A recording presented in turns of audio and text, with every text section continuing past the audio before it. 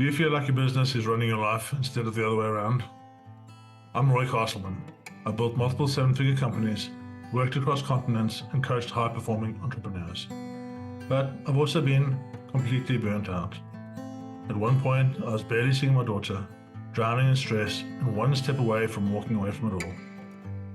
That's when I made a decision to build a business and a life that works for me. The journey became Elevate 360, a system to help business owners reclaim their time, find their energy again, and get back in control, without sacrificing growth. And this podcast, Power Movers, is where I share real stories behind that shift.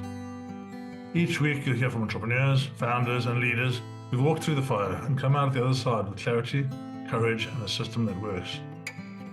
If you're ready to build a business that gives you more life instead of taking it away, you're in the right place. I'm here with Austin, and Austin is a patent specialist, patent attorney. He's got one of those careers that we really don't want to know too much about. We just want someone to help us fix it. So he's going to be sharing some insights and some ways to think about things later in the journey. Welcome. Thank you for joining us. Thanks for having me, Roy. So tell us a little bit about your journey, first of all. You studied, give us a little brief about how you get to be where you are right now. Basically, when I started becoming, when I got into patents, it tended to be something that people fell into. Now it tends to be a career where I'm being asked, hey, I'm going to engineering school, and then I want to go to law school, then I want to become a patent attorney. Because at least here in the US, you have to be either have an undergrad in science or an undergrad in engineering in order to even sit for the patent bar. Yeah, so basically what happened to me was I was in engineering school and my thesis project was on this invention that I had it was a wireless smoke detection system. And so I explored the patent process as part of that thesis, which I became interested in. I wanted to work at the university because who doesn't want to work at a university? It's a lot of land. It's perfect. It's beautiful. Everything's great. There's no real world there, right? They're like, no, young man, you must go out and you must learn, and then maybe you can come back. I was applying, and the two jobs I was offered, one was a construction company because my background was civil engineering, and the other one was the U.S. Patent Office as a patent examiner. I chose to become a patent examiner. Wow. So I ended up working there 5.5 years, went to law school at night, and then became a patent attorney. So generally at the time, that's how most people got into patents, as they fell into it. Now it just seems like something that people are actually targeting from the beginning of their undergrad.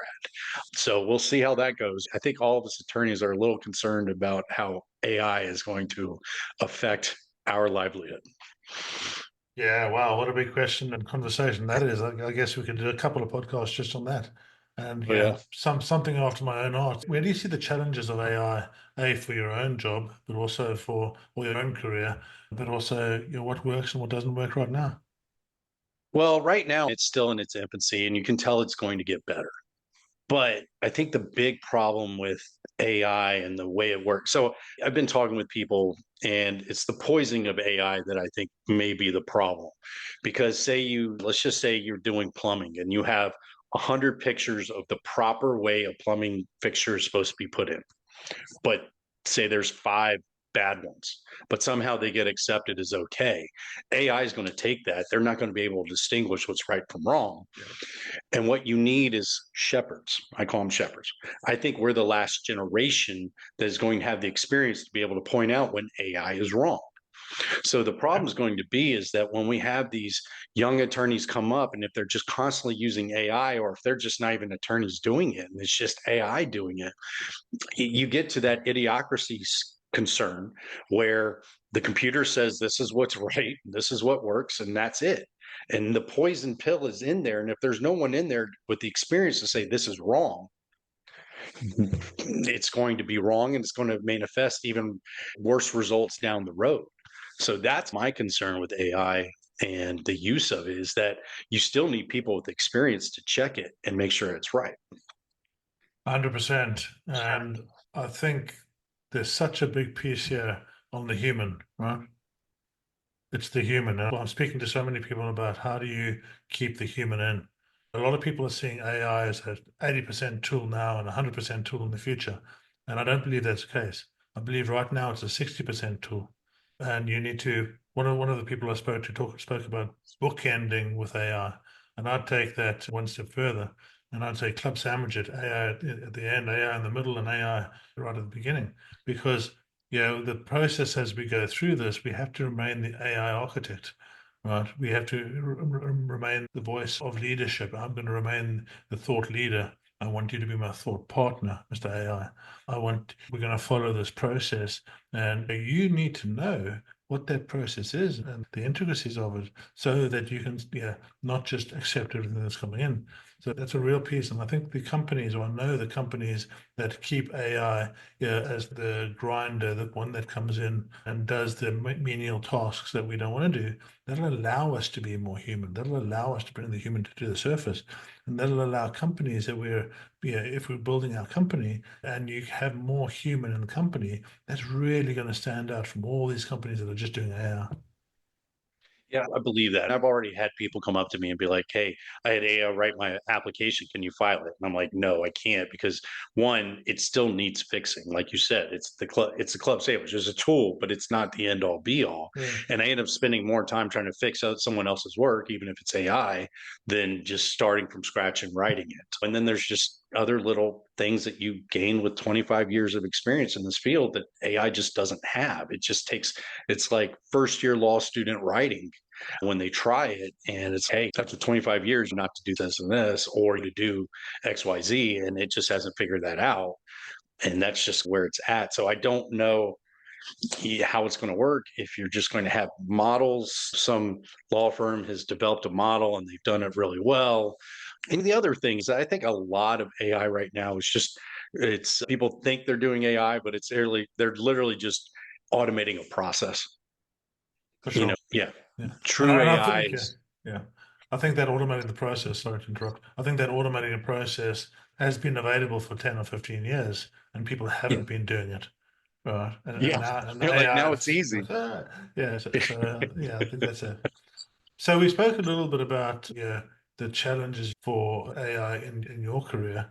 And I think we're in such a space coming up that there's going to be just one after the other after the other collapsing, and we have this eighth massive point in the world where we're growing things like the internet and the phone system and the printing press. And as we go through the next year, I think 2026 is going to be a massive year for this. We're going to see all of that. And Yeah. in your space, in my space, I can see a lot of what's happening. There's going to be a whole bunch of roles that are created. This AI architect I talk about is one of them. Engineer, automation engineer, chief AI officer. All this kind of stuff is going to come in. And this is the same as when the internet came out and there were no internet engineers. And yeah, what do you see in your space that could potentially be useful to you?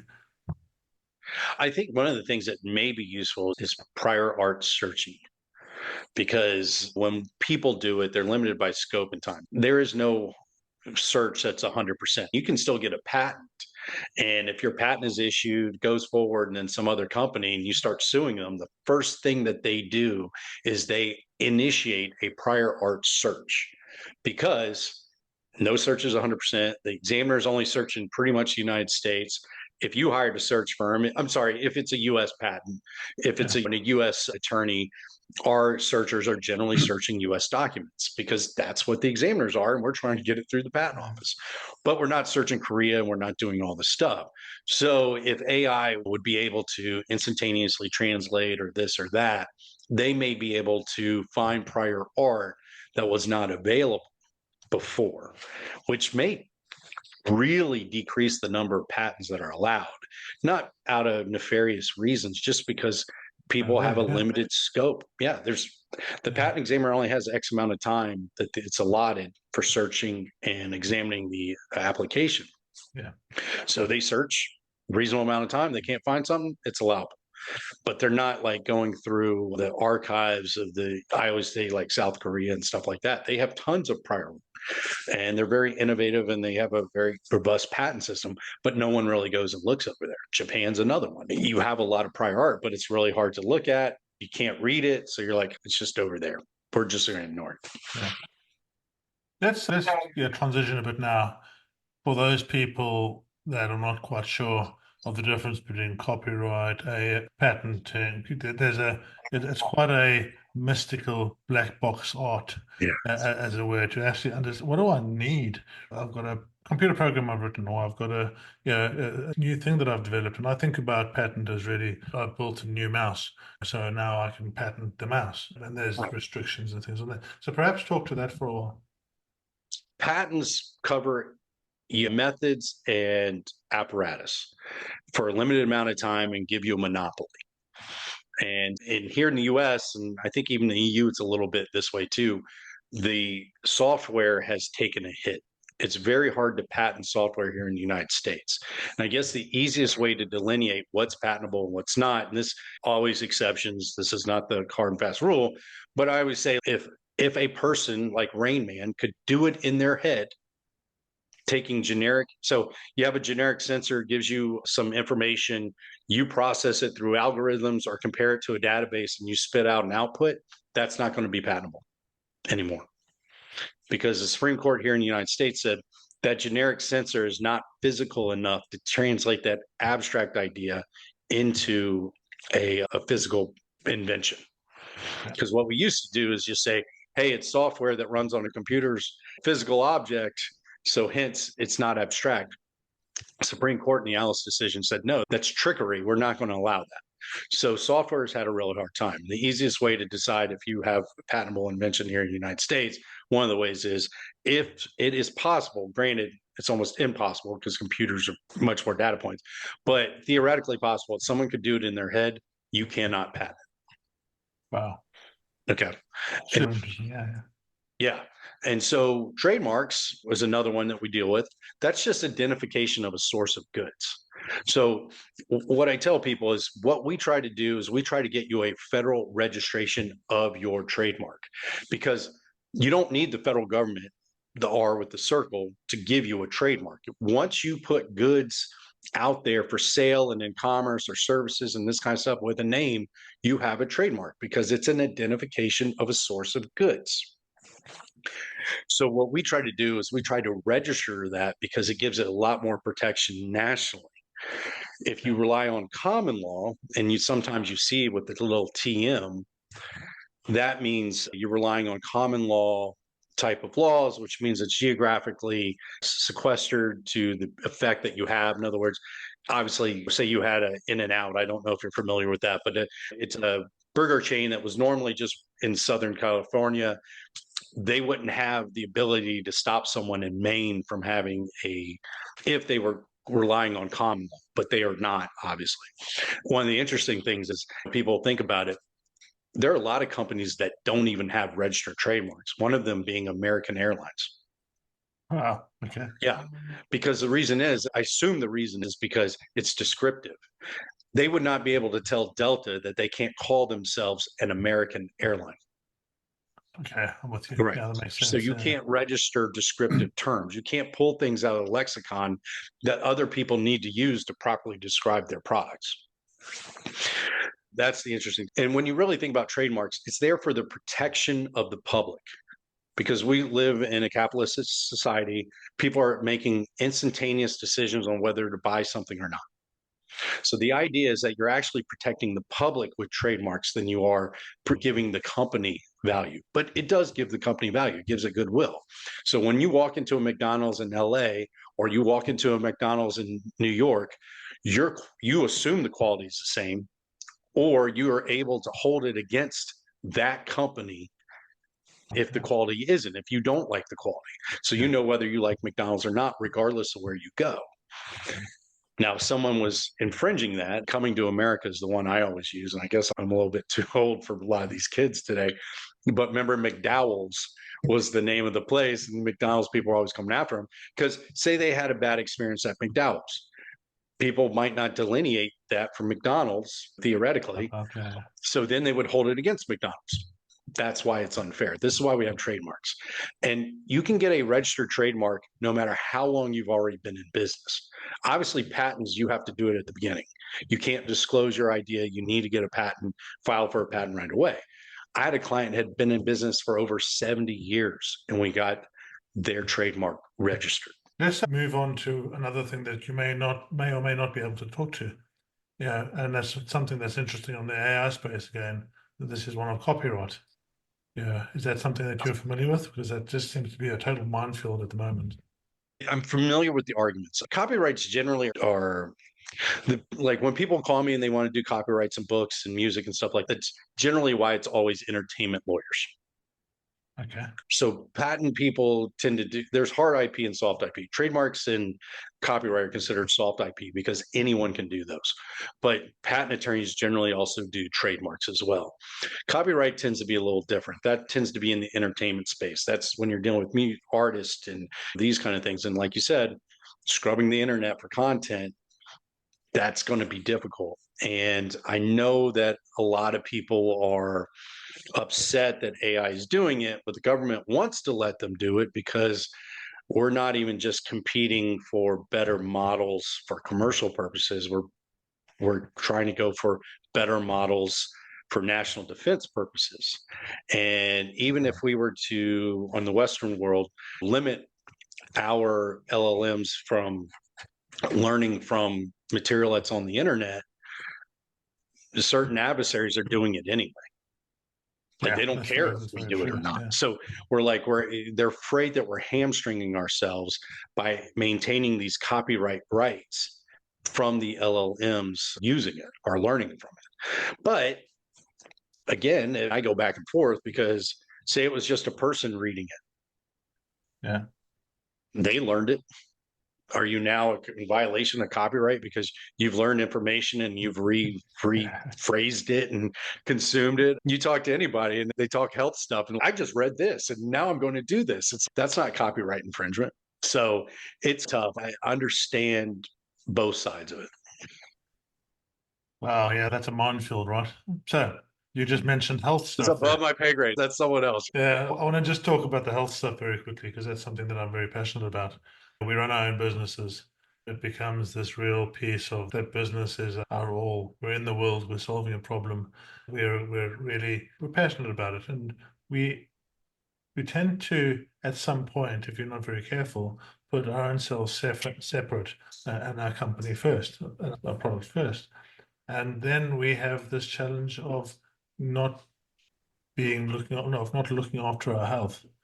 Yeah, not looking after our mental health, not looking after our physical health. And yeah, this is so important for your energy, for your production, for your profit, for your client relations, for everything. Yeah. Talk to me about what your thoughts are on that. Do you have any of your own experiences that, maybe gave you some insights? And what do you do for your own health? I guess so.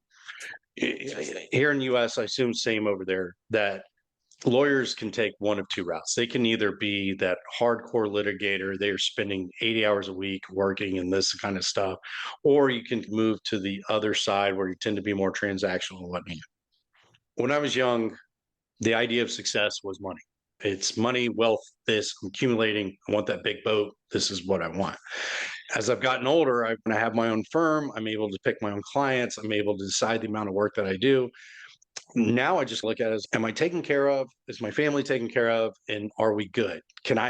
My son just graduated high school, but I was trying to be there for every single game of his sporting contest, every little thing that I could possibly do. Because at the end of it, when you really look back at life, you don't ever say, and I believe it, I wish I worked more. And This the, does have real world effects. We're not rolling in it. There's still, we do have concerns about budgeting and this and that. Whereas if you worked 80 hours a week, you wouldn't. The way I look at it, if you're not making money, you're spending money. So it's kind of like the more free time you have, the more money you need. So that's the way I look at it. For sure. And then there's this real balance, right? There's this balance. We start our own business because we want that freedom. And I think you've really managed to understand the importance of the family, understand the importance of your own health. But for 70% of businesses, US and UK actually, there's a 70% of business owners, small business owners, are close to burnout because the reason that we got into running our own business was freedom. That's the number Yep. one freedom. If we get into our own business, we do it, we're tackled with some real problems. For the first one is loneliness, right? Running your own company is super lonely. And people don't realize that. People that aren't doing it don't realize it. Firstly, you start doing it, you're excited, you talk to your family or your friends, and after the third conversation, they really don't want to know anymore, right? They really don't. Yeah. And then the second thing is that unless you're very careful, the thing that you're going towards to give you freedom becomes your biggest prison, right? And you Yes. end up spending not the 8 hours or 10 hours a day you're spending in the office. You're now spending 14 hours a day in your company, and you're spending the remainder of the day thinking about it and planning and structuring. You can't turn off. Yeah, what is Right. your thoughts or your insights into that? I talk to clients all the time, and one of the things that we talk about is they're like, "Oh, if I scale up, I'm going to make more money," and it's not linear. Technically, you will make less money per the amount of work that you do, and you increase the amount of concern that you may have. Now, it may work out that okay, it just starts running on all six cylinders, and then you're fine. But when you scale up, you're actually losing money because now you have capacity that you got to pay for all the time. Now you're worried about making that capacity work all the time. You have loans to pay for that capacity or whatever you're typically doing. Most people don't pay cash for those kind of things. So I'm like, hey, do you really need to consider the pluses and minuses of this? If you're happy where you're at and you're doing well and you have enough to support your family and this kind of stuff, do you truly want to scale? Now, sometimes if you don't scale, you will lose market share. Your supply, like they're like, we need more product. And if you're not giving it to us, we're going to go find something else that's going to make it work for us. So you might get caught in that, but you need to make that conscious decision about don't go into it blindly. Things are going gangbusters. I'm going to make all this money, so I'm going to increase my capacity. We see it with businesses all the time. They overexpand too fast and then they collapse. That talks to my final point, and this is the business operating system. I don't know if you come across EOS or BOS, and the thing that I coach is a business operating system. And the business Okay. operating system is what it sounds like. It's a system to operate your business. Yeah, because we end up working so much in the business, we can never work on the business. We get caught in the weeds, we get caught in the muck of it, and we're always just there grinding. And the business operating system is a structured way to grow and scale your company efficiently. If you went to McKinsey's or if you went to some of these big players, they would apply a business operating system. And when I first learned this in 2017, it was a total game changer for me. Yeah, and I grow and scale and build my companies around the business operating system. And the reality is, when I take this into people, first of all, and I start showing them all this, is, oh my word, what yeah, and I don't have the time to take 20% of my time off and work on the business. And for me, it was so successful. I was working 14 hours a day, 7 days a week in my companies, and after putting the business operating system in, I was actually able to acquire a third company where I didn't spend any time in the first two companies.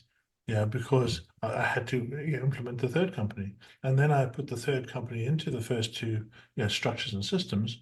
Then I was able to acquire a fourth company, which went horribly wrong, and I nearly lost all my, lost everything. Yeah, but that's a whole other story. But the structure, the understanding, the philosophy of these business operating systems, yeah, is something that I'm trying to bring to small business owners because the big players can cost me £100,000 to learn this stuff. The expensive lessons are the ones you learn Yeah. best. And that 100,000 was literally just the coach, right? Yeah. Yeah. Yeah. Oh, gotcha. How many thousands I lost before that because I didn't know this, because I couldn't grow, because I couldn't scale, because I couldn't Right. understand the core competencies you need to run a business. So it's a real interesting time now that the small business owners have the access to all of this information. And being that we're in the information world, and that information is now free, right? Yeah, this is the entire shift that we're coming into.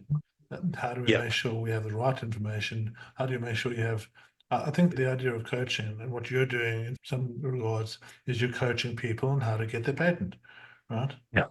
And I wouldn't go to somebody who isn't a patent coach to get a patent. I just wouldn't. And I, at the beginning, didn't understand how business ran. So I just figured it out on my own. If I'd done this in 2002, when I first started my first UK company, I'd be, stinking rich by now. Yeah. Yeah. Now I'm not stinking rich, but that's more because I spend so much money and living the life I love. But I have the capacity to do that which is so important to me. I have the freedom. I do live the life I love. I'm sitting in Florida at the moment. Last week I was in Seattle. The week before that I was a couple of weeks before that I was in Egypt. And then I was in France, and then I was in the UK. Yeah. So that to me is much more valuable than having 50 grand in the bank. So, but yeah, Exactly. so have you come across what do you do? Let's go a different way. What do you do in your business to make sure the structures are correct? Do you have a coach? Do you understand this? Yeah. Honestly, mine's kind of a small law firm. I guess I never really read any of these books or how to run business stuff. The one thing I read, it's always stuck out in my mind, was that 4 Hour Work Week by Tim Ferriss. I don't know Paris, if you're yeah, familiar with it. I am. And the biggest thing that he said that made sense to me, or what he was trying to convey, it's been so long, but basically it's the fear of failure was worse than the actual realization of what failure would really look like. And you should sit down anytime and say, hey, this is the best that can happen, and really give some thought to what is the worst that can really happen. And what you'll realize is that the fear of the unknown of the worst is not nearly as bad as what the worst can happen. And so you need to learn how to run your businesses this way, is that you need to take that risk. You need to trust your people. Like you said, if you have proper systems in place, you can do this. Myself, I've maintained my business to where I can do it anywhere I am. Like you said, you're traveling to Florida. I like to travel a lot of places, and I just bring my laptop. I'm able to get my work done. I'm able to bill my hours. My clients are happy. I'm fortunate enough to work in a business where I don't have to have face-to-face time with my clients.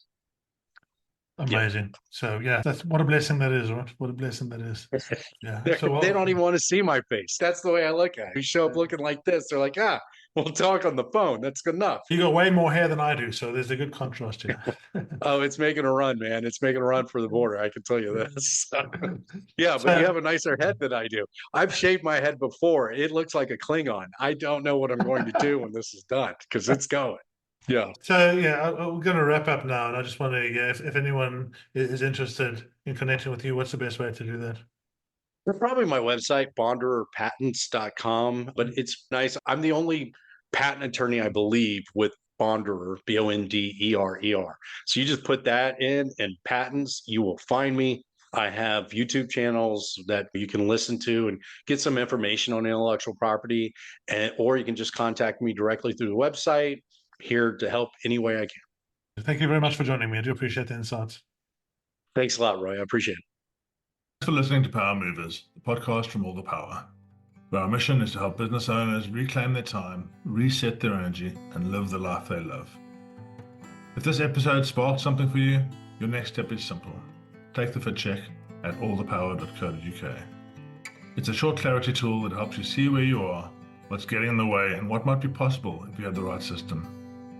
When you're ready, come and join the tribe. Power Movers starts with our signature framework called Elevate 360, a system built to help you escape survival mode, create structure, and move forward with power. Just remember, everything we share here is based on real stories, experience, and frameworks. It's not personal business advice. Always speak to a coach or advisor before making big decisions. Because in the end, it's about more than business. It's about building a life that you actually love. I'm Roy Castleman, and I'll see you in the next episode.